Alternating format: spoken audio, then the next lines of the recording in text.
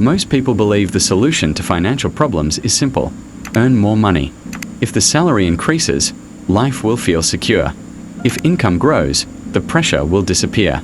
If one day the number in the bank account is big enough, everything will finally be under control. It sounds reasonable. And because it sounds reasonable, almost no one questions it. But there is an uncomfortable truth. High income does not automatically create financial security.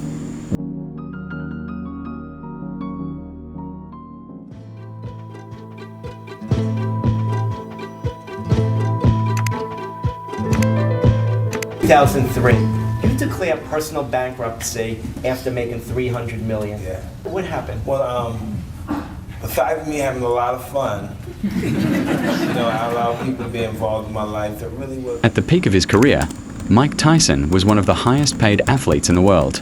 Over the course of his boxing career, he earned more than $300 million, an amount most people could never spend in a lifetime. Yet in 2003, he filed for bankruptcy.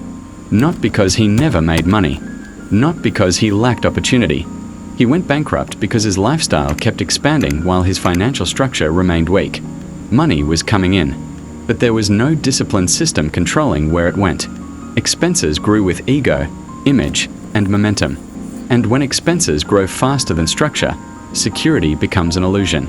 Illusions feel stable until they collapse. Uppercut mixes him up.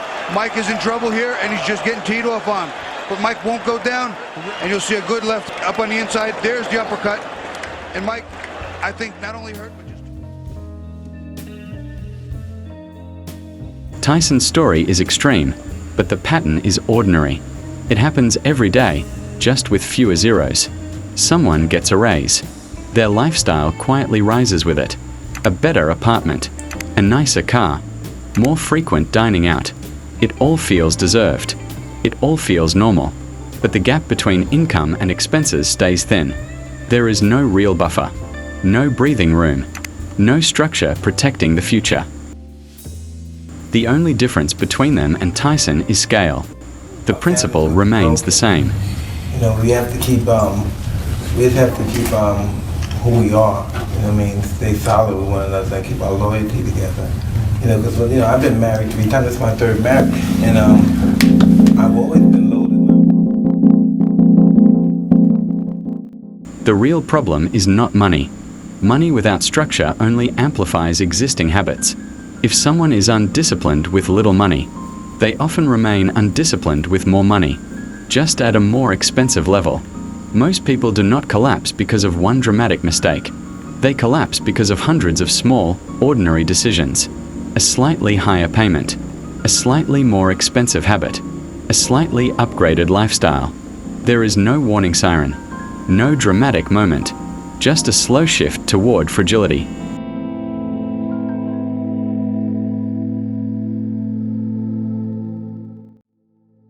Real financial progress is often invisible. It does not always show up as new possessions. It does not always look impressive. It shows up in restraint, in savings that remain untouched, in investments that grow slowly, in expenses that do not rise every time income does. Structure is not exciting. It is not glamorous. It will never trend on social media, but its absence becomes painfully obvious when the storm arrives.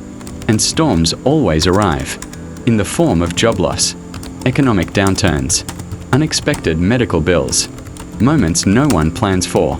Life does not ask whether you are ready. It simply happens.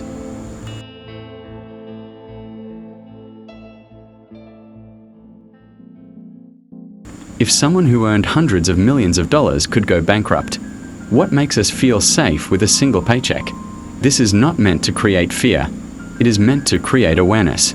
Security is not built by large numbers alone. It is built by structure, quietly, slowly, consistently. Staying broke is rarely about a lack of income. More often, it is about a lack of control. And control is a decision made daily, in small choices, in unseen discipline, in building a system that protects you when income stops. Because one day, it might.